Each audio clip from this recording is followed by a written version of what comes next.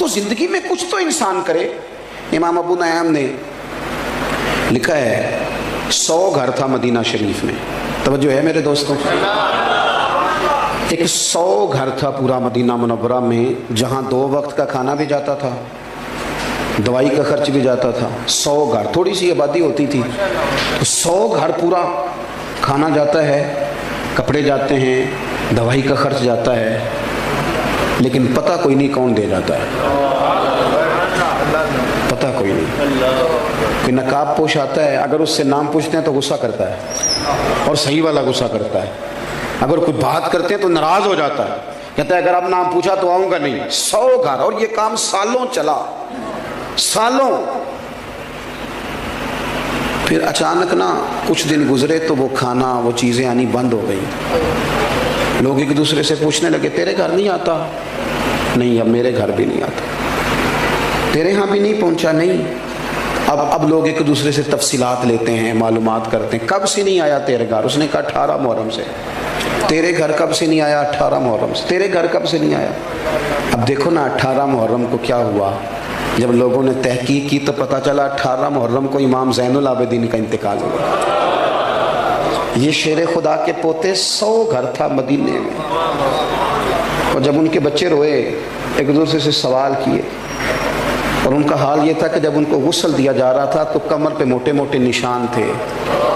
लोगों ने साहिबजादा गिरामी कदर से पूछा ये क्या है? कहने लगे मेरे बाबा अपने कंधों पर अनाज की बोरियां रख के रात के अंधेरों में गरीबों के दरवाज़ों तक पहुंचाते थे। अखां जदों मीटियां ज़माना मैनू रोवेगा, वो रात को पहुंचा के आते थे। अब तजस्सुस से लोगों ने पूछा कि हुज़ूर आप जवान थे, वो बूढ़े आदमी भी जाते रहे? तो फरमाने लगे मैंने कई दफ़ा कहा कि मैं छोड़ाता हूँ। तो फिर फरमाते थे पुत्र अगर तू जाएगा तो फिर तुझे उस गरीब का नाम भी मुझे बताना पड़ेगा, तो मैं किसी को रुसवा नहीं कर सकता। वो मेरा और मेरे रब का राज है, राज रहने दे उसे। कुल इन्ना सलाती व नुसुकी व महयाया व ममाती लिल्लाहि रब्बिल आलमीन। मेरे अजीज़, ज़िंदगी में कोई काम ऐसा कर जाएं, कोई ड्यूटी ऐसी कर जाएं जो वल बाकियातुस सालिहात बन जाए, जो बाकी रह जाए हमारे लिए। मैं अक्सर दोस्तों से कहता हूँ, अक्सर से, कि कुछ थोड़ा सा ना, वो एक दरवेश थे ना दिल्ली में, तो छोटा सा कोई दुकानदारी करते थे, तो अक्सर लोग उन्हें खोटे सिक्के दे जाते, तो बाबा जी कबूल कर लेते। तो आहिस्ता आहिस्ता लोगों को पता चल गया कि शायद बाबे को पता ही नहीं सिक्के खोटे हैं। वो ढेर सारे लोग जहाँ कोई खोटा सिक्का कहीं ना चलता वो आके वहाँ दे जाते, तो बाबा जी ले लेते। एक दिन उनके बच्चे ने पूछा कि अब्बा जी आपको पता नहीं ये खोटे सिक्के हैं? कहने लगे पुत्र पता है।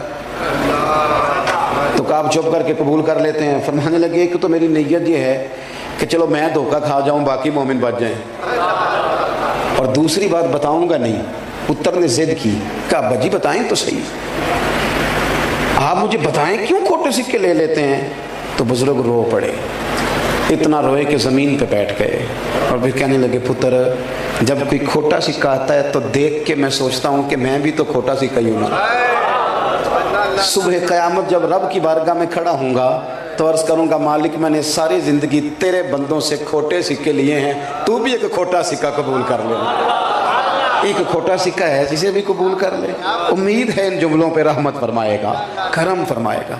इखलास वाला मिजाज पैदा करें, किसी को 2 वक्त का खाना दे के उसका गली गली तज़किरा ना करें।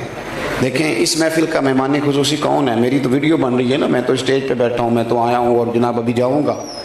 लेकिन असल मेहमान खुसूसी वो होता है जो महफिल से पहले झाड़ू देता है, जो गली गली इश्तिहार लगाता है, जो बेचारा इधर उधर भाग दौड़। ये लोग मेहमान खुसूसी होते हैं, जो वर्कर होते हैं। अपनी ज़िंदगी में खुलूस वाला मिजाज पैदा करें, कभी भी किसी मौके पर भी किसी चीज़ का इजहार ना करें।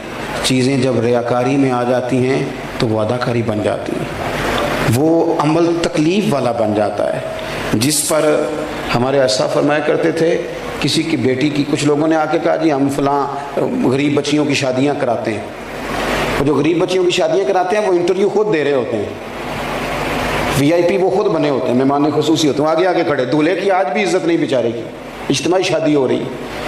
तो ऐसा फरमाने लगे ज़रूर कराओ शादियाँ, लेकिन जिसकी बेटी की शादी कराओ फिर उसकी शादी में खुद ना जाना। इसलिए कि उसका बाप तो तुम्हारे पीछे ही भागा रहेगा, शुक्रिया ही अदा करता रहेगा। थोड़ा सा ना दे दो बस, ठीक है, हो जाएगा। फिर हमारा एक और भी हमें बात तंग करती है कि ओहो पता नहीं फलाना बंदा जो है वो सही जगह लगाएगा भी कि नहीं। सच बताना, जो अल्लाह ने हमें दिया है हम उसके अहल थे, हमारे अंदर काबिलियत थी, जब उसने अपने फजल से दे दिया है तो हमें भी उसके बंदों की इतनी तफ्तीश तो नहीं ना करनी चाहिए जितनी कि हम करते हैं। तो अपनी ज़िंदगी इखलास वाली बनाएं, लिल्लाहियत वाली बनाएं, कुछ काम करें थोड़ा बहुत। देखें, ज़रूर नमाज बाजमात अदा करें मस्जिद में, लेकिन इमाम बाकर फरमाया करते थे नेक वो होता है जिसकी तन्हाई पाक होती है।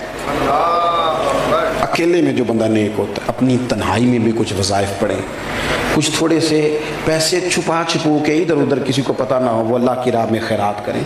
किसी गरीब की मदद खालिस इसलिए भी करें कि मैंने किसी को बताना नहीं, अपनी ज़िंदगी में मुखलिस हो जाएं। जब मुखलिस लोग मिल जाते हैं ना तो इखलास वाला एक बंदा भी हो तो बाकियों का काम भी बन जाता है। तो बजाय इसके कि इधर उधर ज़्यादा तवज्जो करें, अपने मामलात पर गौर करें। सैयदना अमीर हमज़ा रज़ी अल्लाह इखलास के साथ उन्होंने देखा ना कि हुजूर को तकलीफ़ दी है अबू जाल ने, तो जाके मारा अबू जाल के सर पे। मुख्तलिफ रिवायतें हैं, ये ज़्यादा मजबूत है जो अर्ज़ करने लगा हूँ। जाके डंडा मारा और कहने लगे मैंने भी हुजूर का दीन कबूल कर लिया। कहते हैं वहाँ तो मोहब्बत में, ये ना भाई के बच्चे बड़े प्यारे होते हैं, भाई भी बड़े प्यारे होते हैं, लेकिन वो बंदा फिर अपने बच्चों के सामने थोड़ी बहुत कर बैठता है ना बातें शातें, तो फिर वो खुल के इजहार नहीं कर पाता। वो हमारे चचा को ज़रूरत पड़ गई थी 1-2 लाख रुपए की, तो हमारे अब्बा जी का बड़ा दिल कर रहा था देने को, तो हमें राज़ी कर रहे थे। कहने ने देखो ना फिर 2 लाख मंगता है, मैं नहीं पूरा, मैं को लाख सवा देंगा और मेरे अपने भी बाल ने। तो मैं हस पड़ा, तो मुझे कहने लगे तू कि गलों हसना है। मैं क्या अब्बा जी उन्हें 2 मंगे, थोड़ा दिल 2.5 देन नूं करता पाया है, लेकिन वो भाई है ना जी, भाई भाइयों दियाँ बाहां होंदे। तो हज़रत अमीर हमज़ा भाई और भतीजे की मोहब्बत में ज़ोर से मारा। कहते हैं मैंने ऐलान कर दिया कि मैंने भी हुजूर का दीन कबूल कर लिया है, लेकिन जब वापस आया तो दिल में ख्याल आया कि तू ऐलान कर आया है। फिर मैंने अल्लाह से दुआ की, या अल्लाह हक पर मेरा दिल जमा दे। मैंने दुआ की और अल्लाह ने रसूल पाक के दीन पर मेरे दिल को इस्तिकामत अता फरमाया। हज़रत और नबी पाक अलैहिस्सलाम ने फरमाया, मुस्तदरक में मौजूद है, हुजूर फरमाते हैं अल्लाह की बारगाह में हज़रत अमीर हमज़ा अल्लाह और उसके रसूल के नाम से उनका जिक्र वहाँ किया जाता है। आसमानों में उनको असदुल्लाह कहा जाता है और फरमाया वहाँ उन्हें सैयदुश शुहदा कहा जाता है।